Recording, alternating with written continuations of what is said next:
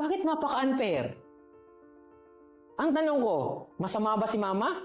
Kasi nag-OFW siya, naging OFW siya? Masama ba siya? Hindi. Sa edad nyo na yan, nasa LDR kayo. At yung jowa mo, kahit papano, sinusuportahan ka. Anong tawag sa kanya? It's a good, no? Yes. Kapag yung LDR na jowa ninyo, or kahit hindi LDR masyadong malayo, pero bihila lang kayo magkita, kapag sinusuportahan kayo, anong tawag sa kanyang jowa? Mabuti.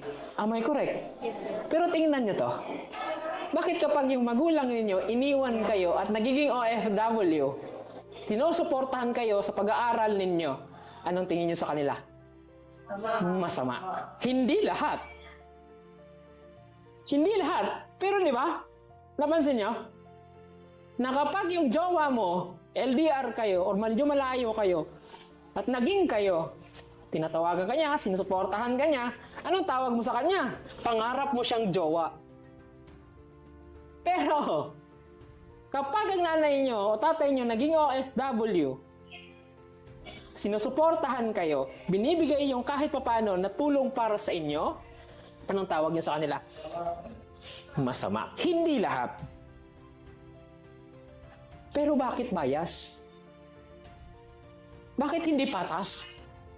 Yung jowa na malayo rin sa'yo, sinusuportahan ka niya, ang tanong ko, mahal ka rin ba ng nanay mo?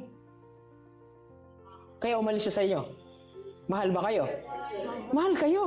So hindi, ito yung tanong. Magkaibang tao, pero bakit yung isa lang ang mahal ninyo? Yung isa kaaway ninyo?